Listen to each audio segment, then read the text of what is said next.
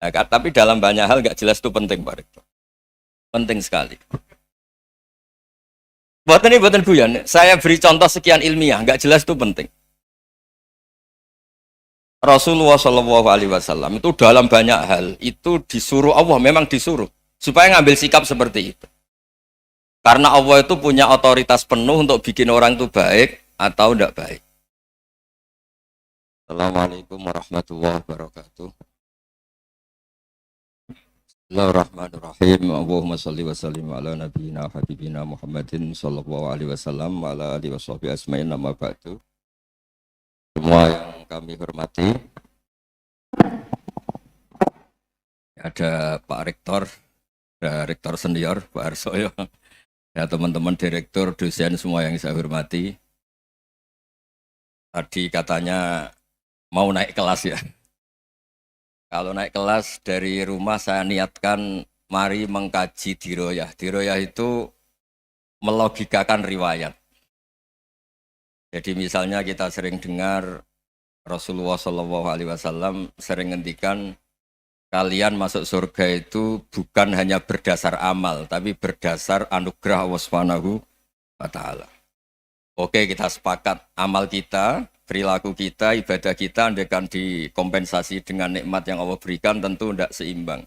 Untuk membayar itu saja sudah lunas. Jadi Anda semua tidak berhak masuk apa? Surga.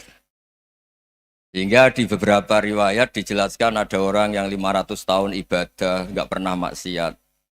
Ditanya sama Allah, kamu masuk surga karena apa? Karena ibadah saya ya Allah. Ya sudah, surga kamu 500 tahun saja karena ibadah kamu 500 tahun. Ini cerita umur-umur orang dulu. Ya Allah, katanya surga engkau ini selamanya. Ya kalau yang selamanya itu rahmatku, kalau amal kamu terbatas ya surganya sesuai amal kamu ya terbatas. Ya sudah ya Allah, berarti masuk surga saya ini karena fadl engkau, karena anugerah engkau. Itu namanya apa? Diroyah. Diroyah itu satu kajian analisis di mana kita percaya riwayat, tapi kemudian punya logika, punya diroyah. Ini penting supaya tauhid kita ini kuat. Jadi dulu ada orang yang sangat cerdas, namanya Jubair bin Mut'im. Dia saking cerdasnya, juga kaya, juga tokoh, dikirim sebagai delegasi pembebasan Asra Badrin, tawanan Badar. Kemudian pas datang ke Masjid Nabawi, Nabi delalah pas baca Wattur wa kitabim mastur. Sampai pada titik Nabi baca Am khuliku min ghairi syai'in am humul khaliqun. Apakah penciptaan yang sedemikian canggih itu dimulai tanpa perwujudan, tanpa sesuatu yang real, yang maujud? Orang itu langsung bersimpuh, matur, ya Rasulullah saya Islam. Kada qalbi yatir, hampir hati saya, otak saya, pikiran saya itu terbang. Karena logika yang dibangun ateisme misalnya, kalau alam raya ini dimulai dari nihilisme, berarti logikanya apa? Al-adamu yakhluqu maujudan. Alam raya ini kan maujud. Maujud itu ada. Kalau yang lebih dulu itu ketiadaan, berarti ketiadaan menjadi sebab kewujudan. Kalau dalam bahasa Arab itu al-adamu yakhluqu maujudan. Sesuatu yang harusnya nggak jadi faktor karena ketiadaan, menjadi faktor sesuatu yang nyata. Itu kan nggak masuk akal. Ya, kalau alam raya ini ada al-adam sing yasbiku maujudan, berarti alam raya ini al-adamu yakhluqu maujudan, suatu yang tidak ada menciptakan yang ada. Dengan logika itu terus kita ngaji, diajari sama guru-guru kita, sifat dasar Allah itu maujud. Wallahu maujudun qadimun. Terus masuk. Yang harus distatuskan pertama dari Allah itu apa? Maujud, wujud. Karena dengan wujud ini layak menjadi penyebab adanya alam raya ini.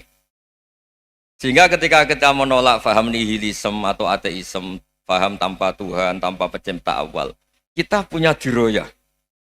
Bahwa tidak mungkin ketiadaan ini menjadi sebab perwujudan alam raya ini. Yaitu am khuliqu min ghairi syai'in. Masa alam raya ini diciptakan tanpa sebab yang nyata, yaitu wajibil wujud. Siapa itu? Allah Subhanahu wa Ta'ala. Begitu juga menyangkut sholawat. Orang boleh beda pendapat tentang redaksi sholawat. Ada masalah ala Muhammad, ala Sayyidina Muhammad, Nabi Muhammad. Monggo lah masalah redaksi saja. Tapi setelah dianalisis, Nabi itu Pak Rektor jadi Nabi setelah Nabi Isa saking dihormatinya sampai dituhankan. Juga jadi Nabi yang ada cerita masih hangat, orang Yahudi itu bunuh Nabi. Jadi yang satu mendudukkan Nabi sedemikian tinggi sampai kayak Tuhan, yang satu menjatuhkan Nabi sedemikian rendah sampai dibunuh. Kayak apa susahnya jadi Nabi Muhammad SAW. Kemudian dengan gampang Hadaddin agama ini bikin syariat yang bernama sholawat. Redaksinya monggo lah sesuai tradisi masing-masing. Allahumma sholli ala Muhammad, Allahumma sholli ala Sayyidina Muhammad, ala Nabiyina Muhammad, monggo lah. Tapi yang jelas redaksi ini kalau di diroyah dikaji, Allahumma itu Tuhan, Tuhan itu pemberi. Wa Muhammadun wa in jalla qadruh abdun min ibadi. Muhammad apapun tinggi derajatnya tetap berstatus hamba. Sehingga agama ini terjaga oleh syihotus sholawat. Agama ini terjaga oleh redaksi sholawat. Yaitu Allah tetap pemberi sebagai Tuhan yang enggak tersaingi, la syarikalah. Rasulullah Muhammad wa in jalla qadruh, apapun prestasinya, bisa mi'raj, bisa apa saja, tetap seorang hamba yang butuh muhtajun ila rahmatih. Jika redaksi Allahumma sholli ala Muhammad ini mengukuhkan yang Tuhan tetap Tuhan, hamba pilihan tetap hamba pilihan. Tentu dengan redaksi ini kemudian kita mendudukkan Nabi benar-benar posisi terhormat. Yaitu orang yang paling berhak dapat askat tahiyat, mendapat penghormatan Allah paling tinggi, yaitu Rasulullah Muhammad SAW. Dan itu diulang-ulang oleh Allah. Subhanalladzi asra bi abdi. Status hamba ini diulang-ulang. Lagi-lagi ini bernama diroyah. Bernama apa? Contoh ketiga misalnya fihi ayatum bayinatum maqamu Ibrahim. Dulu orang Yahudi itu ada diskusi masif. Syaratnya Nabi itu mbah-mbahnya harus Nabi, harus keturunan Nabi. Kemudian semua Nabi rata-rata di Palestina, di Syam. Lalu Muhammadnya asal-usulnya dari mana? Tahu-tahu orang Arab kok Nabi, padahal orang Arab itu dulu jahiliyah. Walhasil terus diceritakan bukti Muhammad ini turunan Ibrahim adalah ada jejak kaki Nabi Ibrahim di dekat apa? Ka'bah. Fihi ayatum bayinatum maqamu Ibrahim. Kalau Nabi Ibrahim pernah di Mekah, artinya beliau pernah meninggalkan turunan yang di Mekah, yaitu bernama Nabi Muhammadun sallallahu alaihi wasallam. Itu disebut fihi ayatum bayinatum maqamu Ibrahim. Nah, itu namanya diroyah. Diroyah itu satu perilaku keseharian kita beragama, kemudian tahu logikanya. Yang keempat misalnya, mangkana yu'minu billahi wal yaumil akhir falyukrim apa? Jahrahu. Orang yang iman karena Allah dan Rasul, maka memuliakan tetangganya. Andaikan pakai hukum sosial, tentu kalau tetangga kita baik, kita baik. Kalau kurang baik, kok kurang penggawean kan gitu. Tapi dulu itu pernah ada seorang ulama itu dibully ya, dikerjain sama anak muda tetangganya. Pak Kiai datang ke rumah saya, orang ini datang. Kemudian setelah di rumahnya, saya tidak jadi butuh sama Pak Kiai, silahkan pulang. Itu Kiainya senyum menikmati. Dan itu terulang 3 kali. Dibully seperti itu, dikerjain terulang 3 kali. Lalu tetap Kiainya tuh asik, seneng sekali. Lama-lama pun dia ini tanya, kenapa engkau tidak tersinggung? Padahal saya kerjain sampai 3 kali, tak undang, terus tak suruh pulang, tak undang, tak suruh pulang. Kata Kiai tadi, yang memerintahkan baik sama tetangga itu Allah. Jadi saya nikmati ketika bisa baik sama Anda. Tidak ada urusannya dengan perilaku Anda yang menolak saya. Nah itu terus kita tahu, memang motifnya kita baik sama tetangga karena iman sama Allah dan Rasul, bukan hukum kompensasi sosial. Jadi kalau mau diteruskan Pak Rektor, saya ngajar di sini ya karena perintah Allah itu orang alim harus ngajar, bukan karena perintah Rektor. Kalau diteruskan. Ya saya mohon juga gitu para dosen, para karyawan di sini kalau nggak khianat dengan UI itu karena takut sama Allah, jangan takut sama Rektor. Kalau Anda baik juga karena Allah, jangan baik karena apa? Rektor. Bagaimanapun ya semua kita ini makhluk. Makhluk itu la yadurru wa la yanfa. Begitu juga melihat Indonesia. Melihat saya ini kan ikut di UI itu lama sekali, ikut sama Profesor Zeni, dari Profesor Zeni nulis tafsir. Mungkin Pak Hersoyo tahu banyak, dulu Pak Lutfi ya tahu banyak. Tapi saya memang nggak pernah terbuka karena ya memang nggak ingin sebenarnya. Kondisi ini kondisi darurat. Sehingga saya tahu cara berpikir Profesor Zaini, ya tahu komitmen beliau pada UI. Dan pendiri UI memang ya banyak yang dari tokoh NU, Muhammadiyah, dari tokoh-tokoh ormas yang lain memang didirikan banyak orang. Hingga UI memang nggak milik ormas apa tertentu. Dari satu sisi memang baik, nggak dikuasai ormas tertentu. Tapi nanti kalau keterusan ya nggak berbentuk. Ya sudahlah dikelola saja. Sambil-sambil jelas, sambil-sambil kadang nggak jelas, yang penting ikhlas tadi. Karena kalau terlalu asobia itu jadi repot. Kita ini yang nekuni fikih itu tahu, kalau tidak kuno itu madhabnya Hanafi. Kuno itu madhabnya Syafi'i. Tahu-tahu seakan-akan Imam Syafi'i itu NU, Imam Abu Hanifah itu Muhammadiyah. Padahal ini orang-orang yang sebelum NU dan apa? Muhammadiyah. Jadi kalau kita yang nekuni ilmu itu biasa saja dengan perbedaan. Tapi kalau orang-orang yang nggak siap dengan perbedaan itu sampai Allah disifati Ta'ala itu tidak terima. Padahal Ta'ala itu maknanya Maha Luhur, yang Maha Agung. Jadi ada seorang kiai kebetulan pidato pertama Pak Rektor. Assalamualaikum warahmatullahi ta'ala wabarakatuh. Ilmu balik kedua ini nggak terima karena itu dianggap bid'ah ada ta'ala. Hanya dia bilang Assalamualaikum warahmatullahi ta'ala wabarakatuh. Itu saking asobiahnya itu Allah ditambahi ta'ala itu tidak terima. Padahal ta'ala itu maknanya Maha Agung. Nah itu kan jadi repot kalau asobia gitu. Kalau kita ngadepi perbedaan itu biasa saja. Karena kita mungkin bacanya banyak, lihat hal-hal seperti itu ya biasa saja. Karena dulu itu perbedaan itu urusan sudut pandang. Ya saya ulang lagi, perbedaan itu sudut. Allah yang Tuhan saja sering didebat sama nabi-nabinya. Karena urusan sudut pandang apa? Saya beri contoh ya. Suatu saat Khalilur Rahman Ibrahim itu saatnya meninggal sama Allah, Israel disuruh. Itu Ibrahim saatnya meninggal, ambil nyawanya. Lah datang ke Ibrahim, ya Khalilur Rahman Ibrahim, saya disuruh nyabut nyawa Anda. Itu Israel dipaksa mikir sama Ibrahim. Hal ra'aita khalilan yumitu khalilah. Kamu tahu orang yang mencintai kemudian bunuh yang dicintai. Itu logika agak benar.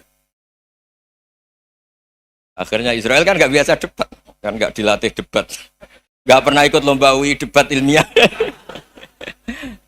Dia taunya nyambut nyawa aja. Kembali ke Allah. Ya Allah, kata Ibrahim, hal ra'aita khalilan yumitu khalilah. Masa kekasih bunuh yang dicintai ya. Tapi kata Allah santai. Bilang ke Ibrahim, hal ra'aita habiban yakrahu ayyalqa habibah. Masa katanya dia cinta saya, kemudian ketemu saya tidak berani. Israel mater lagi. Logikanya gini Ibrahim, masa yang dicintai sama yang ketemu yang dicintai nggak berani? Ya udah ketemu aja. Katanya yang meninggal itu. Artinya kamu bisa saja GR tidak mati-mati karena merasa dicintai, atau ingin mati karena mencintai. Nah maksud saya dalam hal-hal seperti ini orang UI pasti nggak jelas. Katanya cinta Allah suruh mati ya nggak mau. Nggak jelas kan? Dibilang nggak cinta juga nggak mau. Tapi dibilang cinta kalau ukurannya mati juga enggak. Nah, tapi dalam banyak hal enggak jelas itu penting Pak Rektor. Penting sekali. Buatan guyon. Saya beri contoh sekian ilmiah, enggak jelas itu penting. Rasulullah SAW itu dalam banyak hal itu disuruh Allah, memang disuruh supaya ngambil sikap seperti itu. Karena Allah itu punya otoritas penuh untuk bikin orang itu baik atau enggak baik. Wahsy itu yang membunuh Sayyid Hamzah, orang paling dicintai Nabi, di antara yang dicintai Nabi. Qatalahu Wahsyun, dibunuh oleh Wahsy. Nabi secara basarnya itu nggak suka sama Wahsy. Sampai cara lahir ya ingin corong Jawa, ingin masuk nol. Tapi apa kata Allah? Laisa laka minal amri syai'un aw yatuba alaihim aw yu'adzibah. Itu tidak wilayah kamu Muhammad. Malah Wahsy dikasih tobat sama Allah. Khalid bin Walid, itu perang Uhud kalah itu karena ide brilian Khalid bin Walid. Pas itu masih panglima kafir. Yaitu pura-pura kalah, ghanimah dilepas, sahabat turun, pasukannya naik, walhasil orang Islam kalah. Khalid bin Walid akhirnya juga masuk Islam. Orang yang secara basariah Nabi itu gak siap. Kebalikannya juga ada. Sa'labah itu orang sampai gelar hamamatul masjid. Ini pas ngaji mesti ingat. Salah. Dia di masjid terus. Setiap habis salam tuh lari karena istrinya nyuwun sewu masih berpakaian yang tidak pantas. Kenapa engkau terburu-buru pulang? Pakaian yang dipakai istri saya sekarang saya pakai. Ya pakaian sarung itu kayak Pak Rektor kan fleksibel. Ini khusus mau Ramadan, tidak akan sarungan terus, gak usah khawatir. Jadi ini tadi sudah perjanjian. Saya yang kiai celananan, beliau yang rektor pakai sarung. Jadi, iya. Supaya itu barter madhab. Tapi hanya sekali ini aja, bukan. Jadi jangan diharapkan ini jadi tontonan terus menerus. Dan ini barter madhab. Saya sama Profesor Kores juga sering gitu. Saya pakai sarung yang dihadiahi beliau, beliau pakai sarung yang dihadiahi saya. Memang itu tradisi Islam. Tahadau tahabu, kamu saling memberi hadiah maka kamu saling mencintai. Bukan riswah, bukan riswah. Walhasil terus Sa'labah ini buat saya didoakan Nabi supaya saya kaya, supaya tidak sering ganti-ganti pakaian seperti ini sama istri saya. Jangan-jangan kamu miskin itu lebih baik. Ngotot minta didoakan. Didoain Nabi kaya terus lama-lama ninggal sholat, ninggal jamaah. Itu Allah belum tersinggung. Yang mulai Allah tersinggung itu kan saya sering fatwa di mana-mana, sering memberi saran. Mumpung kamu miskin itu sering sedekah, karena kalau sudah kaya itu tidak bisa. Saya memberi analogi gini. Kalau saya masih santri miskin, punya uang 100.000, diminta guru saya 50 tak kasihkan, padahal itu 50%. Punya 2 kambing kurus, diminta guru saya 1 pasti tak kasihkan, padahal itu 50%. Jadi kalau punya sapi Brahman atau sapi limusin yang harganya itu 100 juta, punya 2, diminta 1 boleh enggak? Tidak boleh. Saya punya motor butut 2, diminta teman saya 1 boleh. Tapi kalau Davidson Harley itu nggak boleh. Nah, walhasil itu kalau kita miskin, misalnya kita zaman kuliah atau zaman mondok atau zaman apa saja, punya uang 100.000, narik temannya sampai 50.000 kan biasa. Tapi setelah 1 miliar, berani nggak kamu kasihkan 500 juta? Sama-sama 50%. Enggak kan? Nah, Sa'labah gitu, ketika zakat masih per 40 kambing 1 kambing itu sebenarnya kan masih ringan. 41, 82. Kambingnya itu sudah mabenal jabalen. Barang dihitung zakat karena sudah ribuan, jumlahnya sampai 400 kambing. Banyak lah pokoknya. Terus kata Sa'labah, ini pemerasan. Karena jumlahnya besar. Allah tersinggung karena nabinya dianggap narik zakat itu dianggap kharat, dianggap pemerasan. Allah tersinggung, kemudian fa'aqobahum nifakon fi qulubihim ila yaumil. Dia ditegur munafik. Semenjak itu terus tadi kembali gak jelas tadi. Barkohnya gak jelas itu menjadi orang tuh bijak. Ini sekarang nakal, jangan-jangan nanti jadi orang baik. Yang sekarang baik, jangan-jangan suatu saat jadi tidak baik. Semua orang introspeksi. Gak ada jaminan kalau kita sekarang baik akan baik terus. Gak ada jaminan kalau kita sekarang buruk akan buruk terus. Sehingga terus banyak kiai-kiai bijak itu memang lahirnya nggak tegas. Tapi nggak tegas itu yang menjadikan bijak. Karena sama-sama mungkin. Itu yang disebut laisa laka minal amri syai'un aw yatuba alaihim wa yu'adzibum. Itu tidak wilayah kamu. Ketika Allah mengomentari orang munafik juga wa yu'adzibal munafiqina insya'a aw yatub. Bisa saja ada yang disiksa, bisa saja ada yang dikasih tobat. Karena pola yang kita analisis itu semuanya menurut kita. Bukan menurut kemaslahatan orang apa? Banyak. Saya punya sekian contoh cerita. Orang yang sowan kiai baik-baik, mungkin bawa gula atau salam tempel, tidak tahu lah. Itu tidak mesti jadi wali. Tapi Kalijogo yang kenal Sunan Bonang, itu kenalnya itu karena ingin begal. malah jadi wali. Tapi tidak usah dicoba. Umar itu nyari Nabi itu mau dibunuh. Tapi malah tobat jadi orang baik. Jadi ini penting ngaji ya, supaya tidak tegas itu, tidak jelas itu kadang baik. Nah termasuk saya juga termasuk dia yang milih tidak jelas. Saya sering gojlok gini, Fajar Hadili ini murid-murid saya sering saya gojlok. Kalau semua sistem pendidikan kayak kampus, kayak UII, kayak UIN semuanya, itu sistem yang bagus karena tertib, jam kuliahnya jelas, mata kuliahnya jelas. Kalau di pesantren itu Pak Arso itu nggak tertib, tapi justru itu enak ketemu di jalan orang berani tanya. Nah, ini kalau mbak-mbak misalnya menstruasi, mau belajar haid nunggu semester berapa baru tahu. Itu bisa sekian tahun nggak sholat karena nunggu pelajarannya baru diterangkan. Mau haji juga gitu, nunggu mata pelajaran haji. Kalau nggak jamnya, nggak mau dosennya ngajarin. Ya, kalau kiai kan enggak, ketemu di jalan tanya, dijawab. Jam berapa juga dijawab. Artinya Indonesia itu berkah, ada sistem kampus yang tertib. Ya semoga termasuk tertib gajinya. Tapi tertib gajinya itu juga sebenarnya rugi. Saya sering Ada pegawai negeri Gus, tolong doain saja di PNS enak jadi. Gajinya tetap. Kata saya nggak mau kalau gaji saya tetap. Kok bisa Gus enak tiap bulan mesti dapat gaji. Kalau tetap nggak naik-naik kata saya. Kalau kiai gajinya nggak tetap, tapi di atas yang tetap kata saya. Artinya Indonesia itu berkah. Kalau semuanya pakai sistem pendidikan setertib ini, orang mau tanya khaid ya nunggu pelajaran khaid. Bab haji ya nunggu pelajaran haji.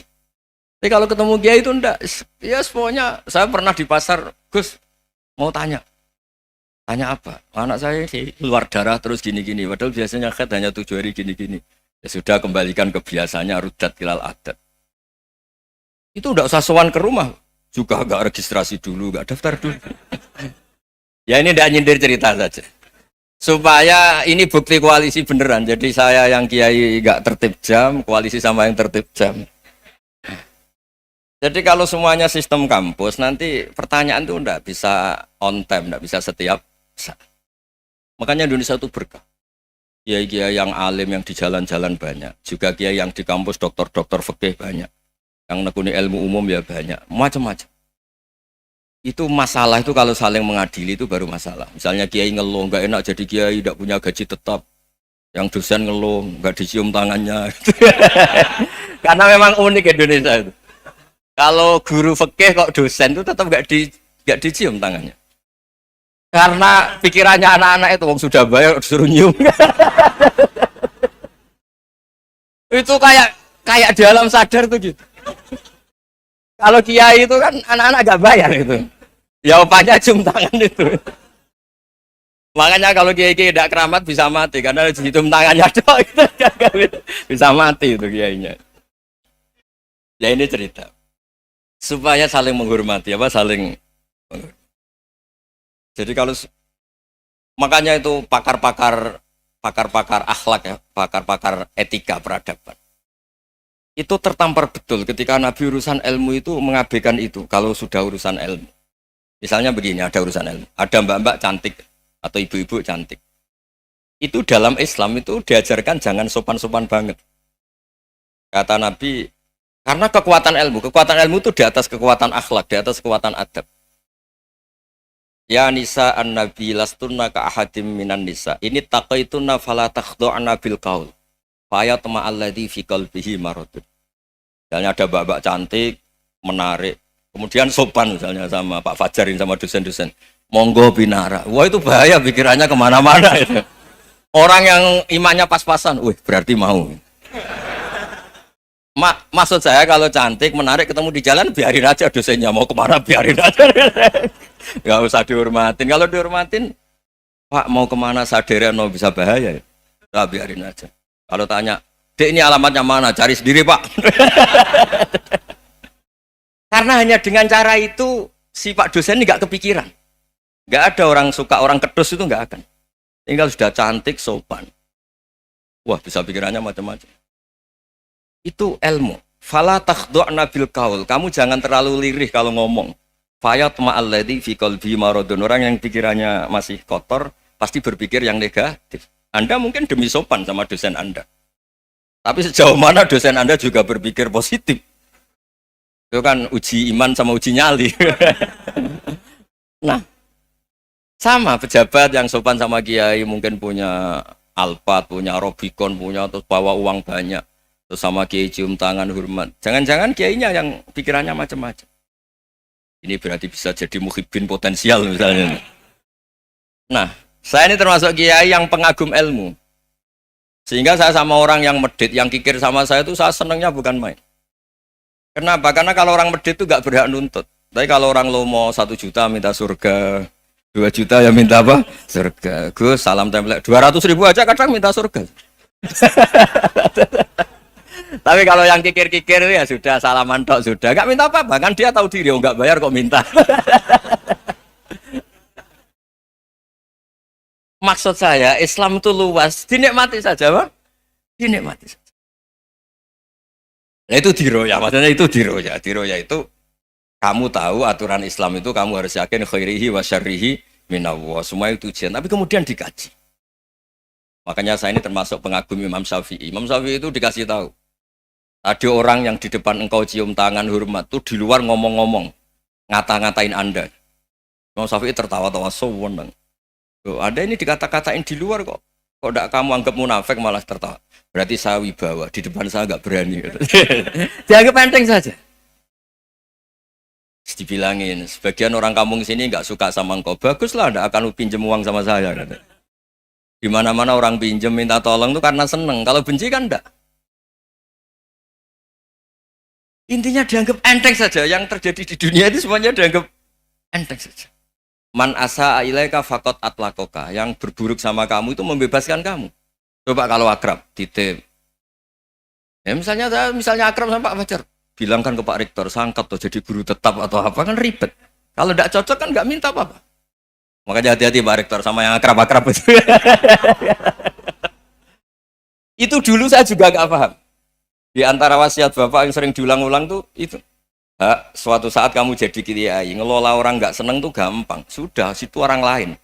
Tapi kalau ngelola orang nggak orang seneng tuh repot. Mintanya aneh-aneh. 100.000 aja minta surga. Hanya teman tenis saja minta naik jabatan. Intinya itu ya sudahlah dikelola. Yang seneng ya berkah, mungkin teman berjuang, teman diskusi. Yang nggak seneng ya berkah, karena ini tidak minta macam-macam, tidak seneng. Nah itu namanya diroya. Diroya itu satu kajian keilmuan yang menjadikan kita ini nyaman dengan riwayat-riwayat, panduan-panduan dari Rasulullah Shallallahu Alaihi Wasallam kayak tadi. Kenapa sih tentang baik sama tetangga, baik sama tamu? Hitung-hitungannya itu mangkana yu'minu billahi wal yaumil.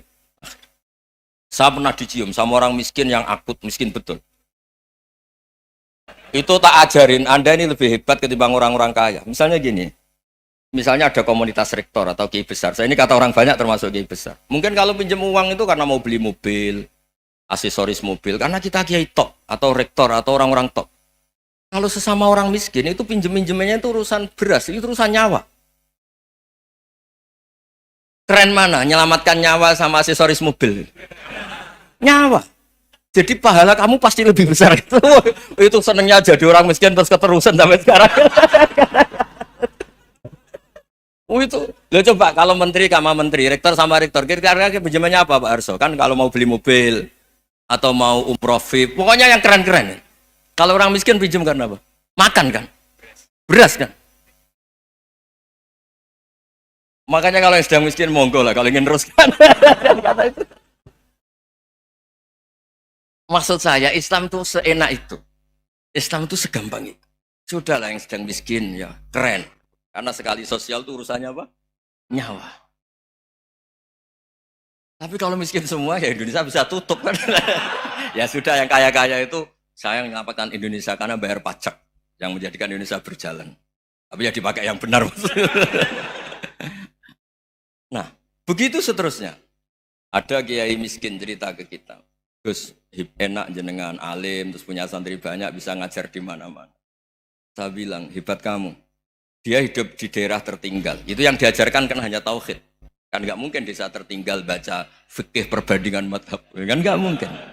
Kalau yang kayak Pak Fajar, Pak Sadali kan nggak mungkin. Fikih perbandingan apa? Madhab.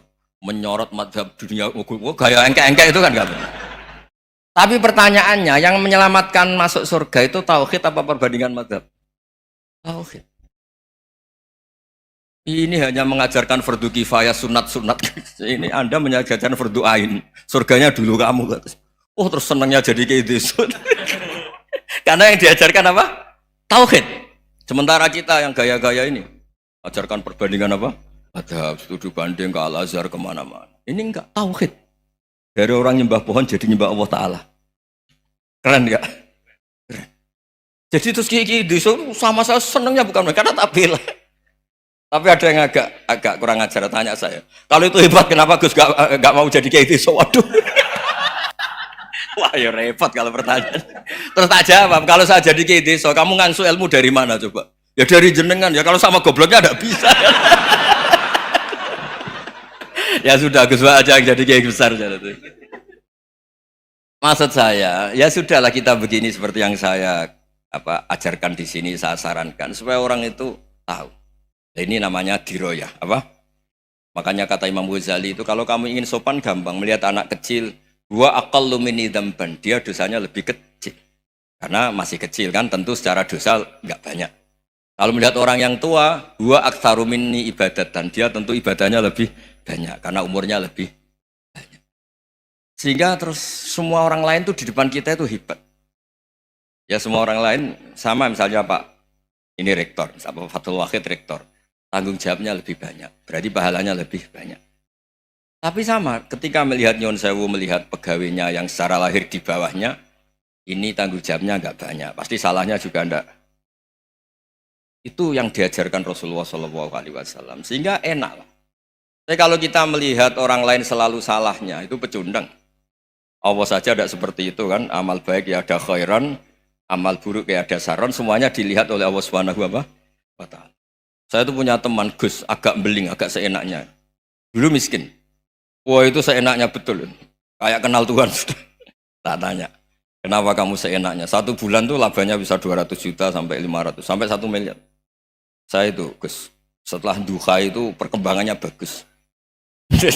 Duha, sholat duha itu. Saya pernah miskin, kan kata apa? Ingkana rizki fisama, apa? Wa ingkana qalilan. Ya kalau fisama fa'anzilhu, terus wa ingkana qalilan fakasirhu, kalau sedikit perbanyak. Ini trennya sudah benar semua. Nah, wa ingkana apa ya, haroman fatahirhu, kalau haram yang kau sucikan.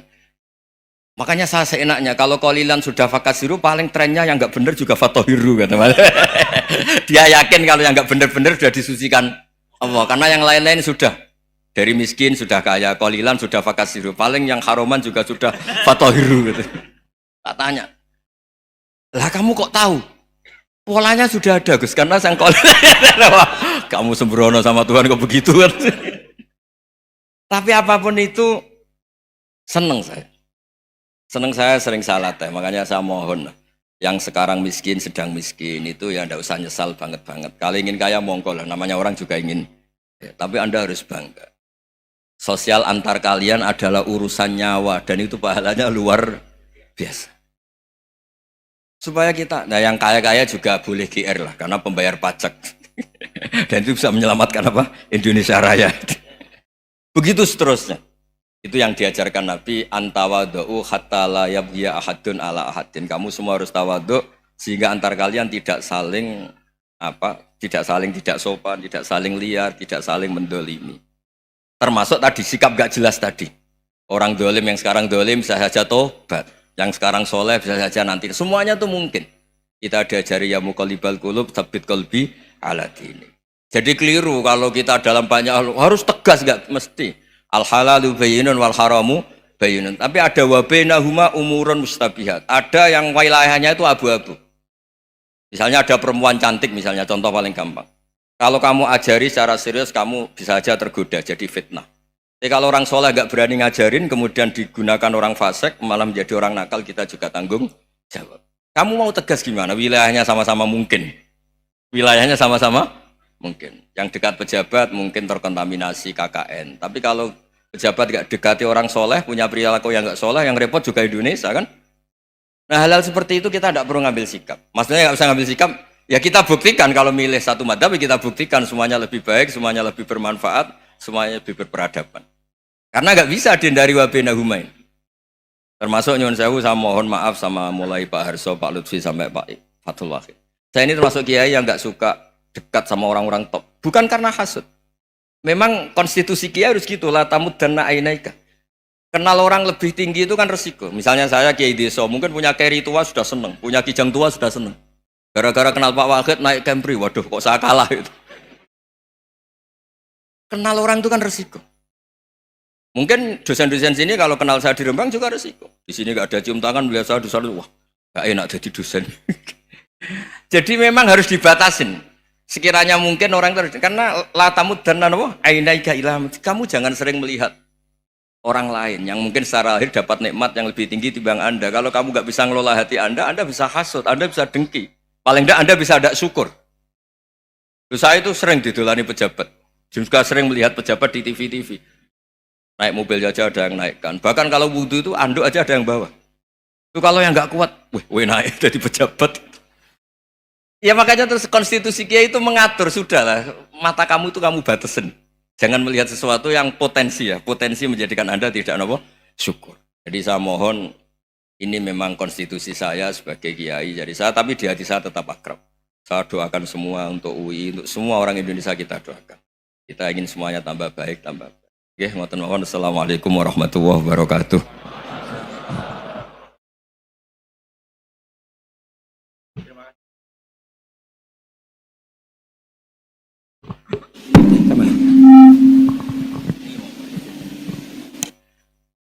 Terima kasih Gus Ba untuk pencerahan yang luar biasa. Kita masih punya waktu 28 menit. Kalau Gus Ba berkenan, apakah ada yang ingin bertanya?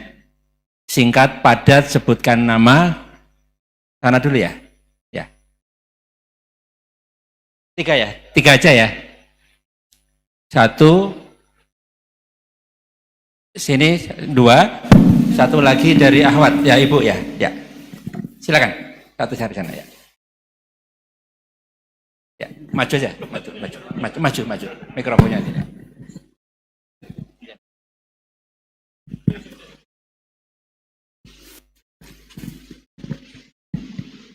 Bismillahirrahmanirrahim. Assalamualaikum warahmatullahi wabarakatuh. Perkenalkan Gus Baha, nama saya Boyi, mungkin agak beda dengan pada umumnya. Saya bukan dari kalangan santri, tapi ketika mendengar ceramah Gus Baha pada awal-awal saya kuliah itu merasa kok kayak sebelumnya kenapa tidak masuk santri aja gitu. Karena ternyata toh yang diajarkan juga banyak dasar-dasarnya atau prinsip-prinsipnya yang sama dari jalur berpikir dan lain sebagainya. Yang ingin saya tanyakan di sini adalah ketika Gus Baha menyampaikan tentang diroyah. Mungkin singkat saja Gus, apakah diroyah ini alat atau ilmu universal yang bisa digunakan ketika berdialog dengan orang-orang yang mengatakan itu kan kaidah kalian gitu, itu kan kaidahmu. Ada hal-hal yang memang tidak bisa dipersamakan atau tidak bisa digeneralisir. Ya mungkin seperti itu Gus. Dan juga yang terakhir, kalau boleh saya izin bersalaman boleh Gus. Kesempatan. Oke, Assalamualaikum warahmatullahi wabarakatuh.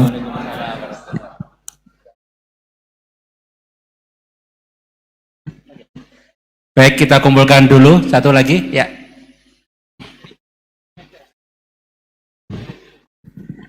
Cek. Bismillahirrahmanirrahim. Assalamualaikum warahmatullahi wabarakatuh. Ya, perkenalkan saya Taufik Satrio, biasa dipanggil Tosa. Ya. Ya. Singkatan. Baik, langsung saja mungkin untuk pertanyaannya. Di Yaumil Akhir nanti kan ada yang namanya Yaumil Mizan. Itu pertimbangan gitu kan. Nah, itu bagaimana kalau timbangannya itu sama, artinya seimbang. Apakah itu nanti akan berada di tengah-tengah antara surga dan neraka atau seperti apa? Kemudian yang kedua, itu terkait dengan perbuatan buruk ke orang lain. Ketika kita berbuat buruk ke orang lain itu kan kita istilahnya zalim kepada orang lain.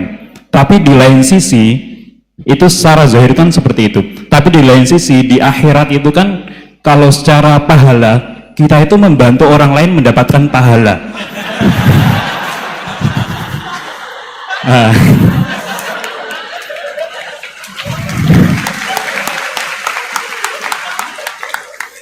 Jadi seperti apa Gus? Terima kasih. Assalamualaikum warahmatullahi wabarakatuh. Terima kasih Mas Tosa ya. Silakan Ibu ya.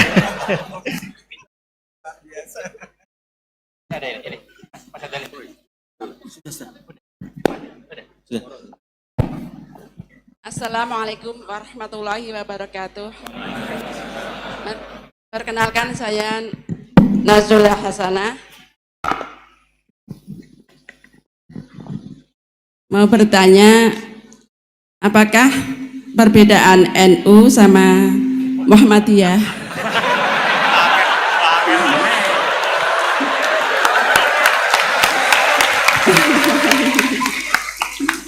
tadi kan dijabarkan.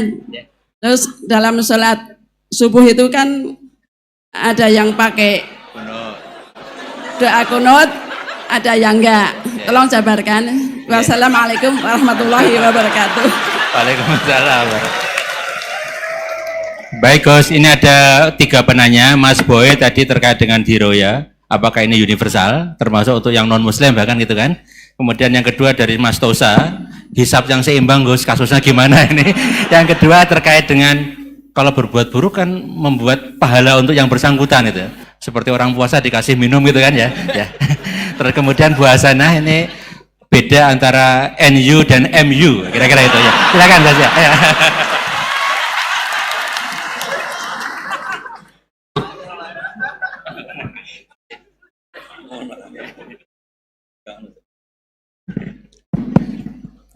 Bismillahirrahmanirrahim. Sebelum saya jawab, saya senang kalian semua senang dengan sesuatu yang taat itu.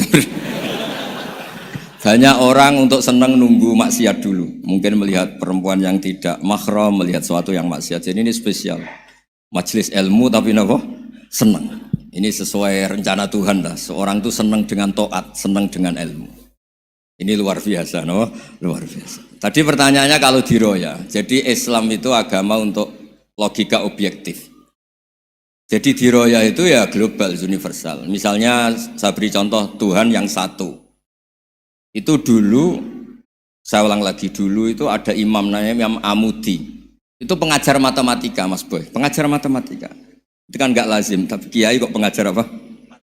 Singkat cerita, ini cerita keramat. Kalau kalian nggak paham ya keramat sendiri. Jangan nggak paham menentang.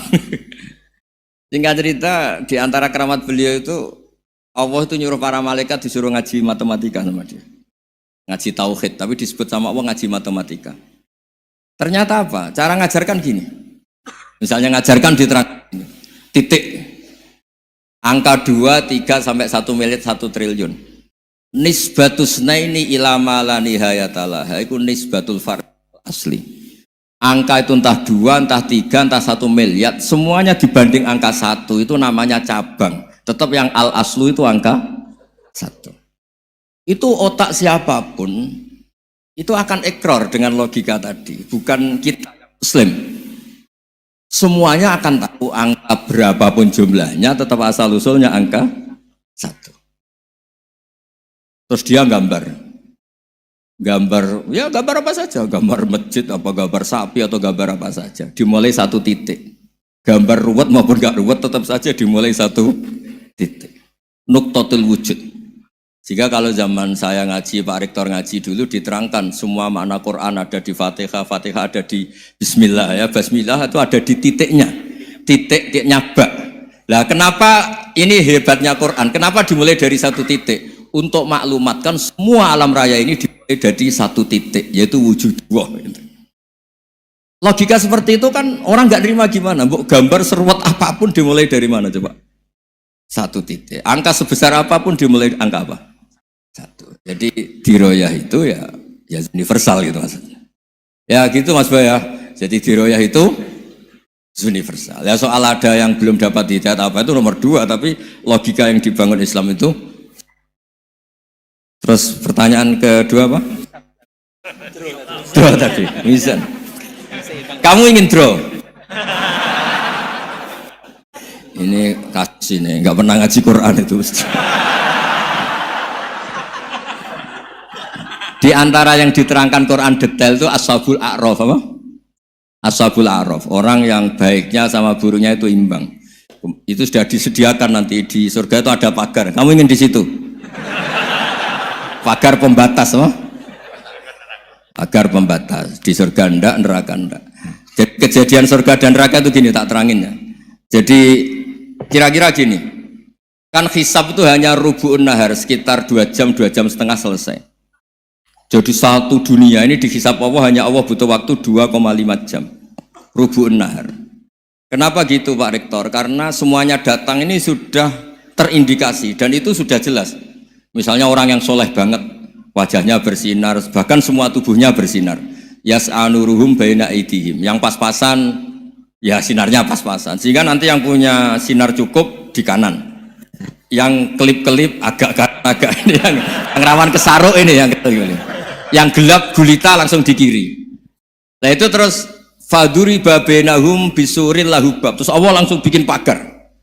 Nah yang rawan kesaruk pagarnya yang kelip-kelip tadi, yang temangsang ini karena yang jelas hitam di kiri, yang jelas putih kanan, yang abu-abu ini sama malaikat digaruk saja.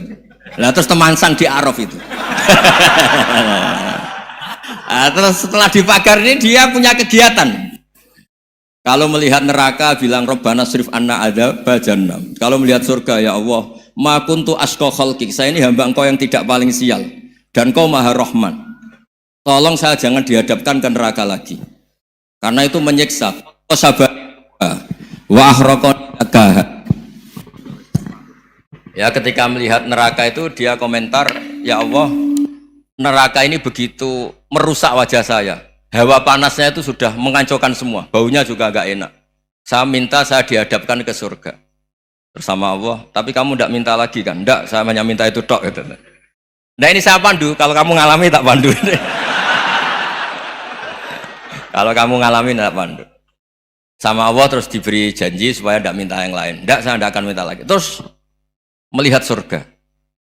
Nah, di surga melihat orang kayak gitu kan, di surga nanti kalian kan hura-hura semua.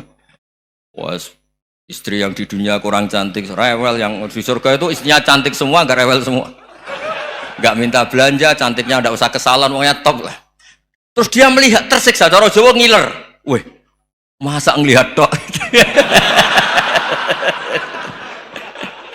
Akhirnya ya lama-lama berani ngajukan, ya Allah masa ngelihat tok? Gitu. Dikasih masuk gitu.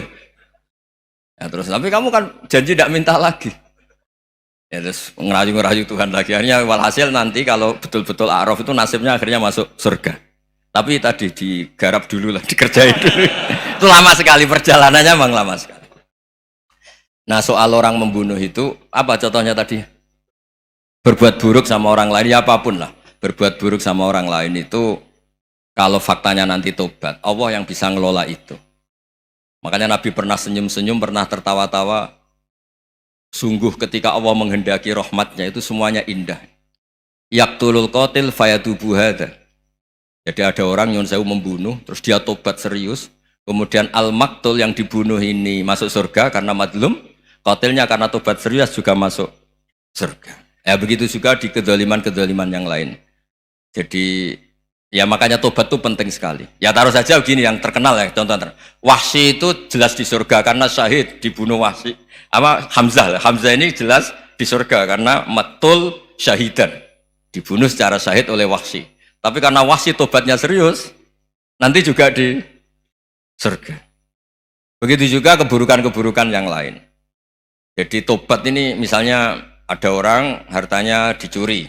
Tentu yang dicuri ini kalau dia orang baik, ya mungkin secara formal lapor polisi, tapi kalau dia orang baik mungkin ridho lah, sudah itu, sudah ridho kan. Berkahnya ridho, dia menjadi orang baik karena ridho diuji Allah, hartanya apa? Dicuri.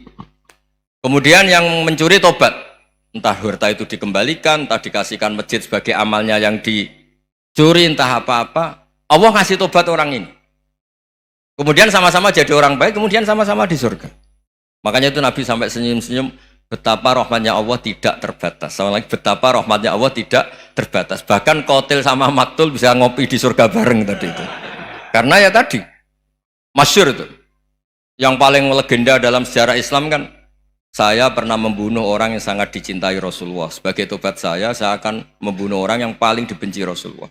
Singkat cerita, Wahsy ini menangi bunuh Musailamah al-Kadzdzab, orang yang ngaku-ngaku Nabi yang merusak tatanan apa? Islam.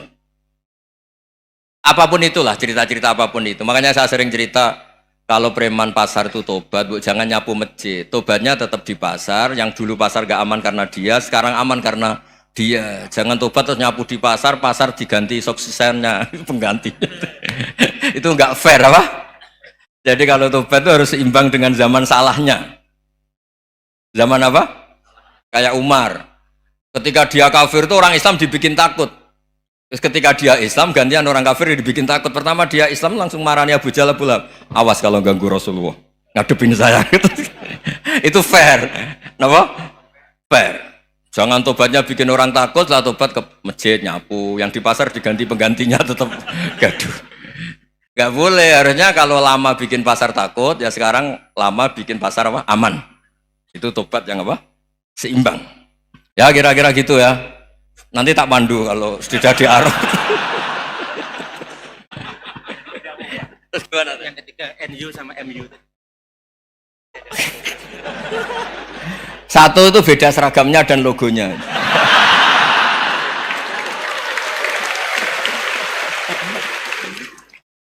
Kedua, nama ketua umumnya. Ketiga, tanggal acara besarnya.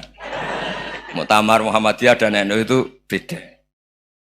Sudah beda satu abadnya. Tentu dulu Muhammadiyah. Tapi begini ya, perbedaan itu nggak bisa dihindari. Karena tadi ada sudut pandang apa? Ada sudut pandang itu nggak bisa dihindari. Ini cerita yang nyata ya. Saya ulang lagi, senyata-nyatanya. Andaikan betul Rasulullah itu hanya kunut 1-2 kali, maka kalau menurut mazhab Syafi'i, apa salahnya melakukan sunnah terus-menerus meskipun Nabi itu melakukan hanya beberapa kali? Karena pertama sesuatu yang pernah dilakukan Nabi pasti akan menjadi sunnah yang terus-menerus. Nabi itu puasa Senin Kemis juga tidak selalu. Salah kalau ada orang bilang, Nabi malah takut kalau ibadah sunat dilakukan terus-menerus karena nanti takut dikira wajib. Itu masyhur dalam kaidah usul fikih. Tapi yang tidak kunut juga tidak salah, karena ya tadi, Nabi ya pernah kunut, Nabi juga pernah tidak kunut, karena Nabinya orang banyak. Karena bukan Nabi kelompok tertentu, no? Jadi sederhana. Terus menyangkut, ini dengerin betul, sujud. Sujud itu banyak ulama yang mengatakan untuk sah itu harus melibatkan 7 anggota. Umirtu an asjuda ala sab'ati azumin al-jabha wal yaden wal rukbaten wal qadamen. Saya diperintahkan sujud itu melibatkan 7 anggota, yaitu jabha, yaden 2 tangan, 2 lutut, terus 2 qadamen.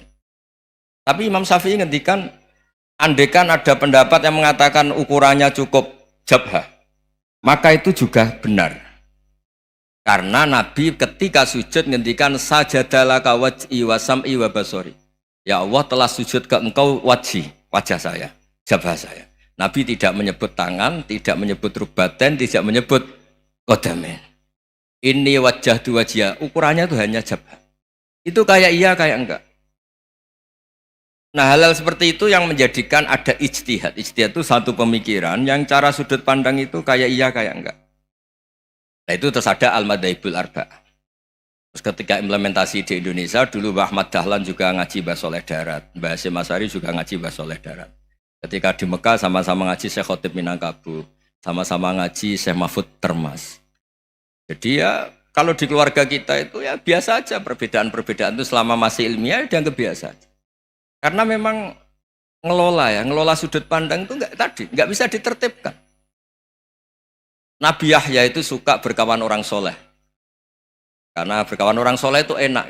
Tapi kalau Nabi Isa suka dadani desa-desa tertinggal yang masih macam-macam. Ketika ditanya, kenapa engkau suka berkawan orang-orang gitu? Ana tabibun udawil mardo. Di mana-mana kiai itu ya nyembuhkan yang sakit.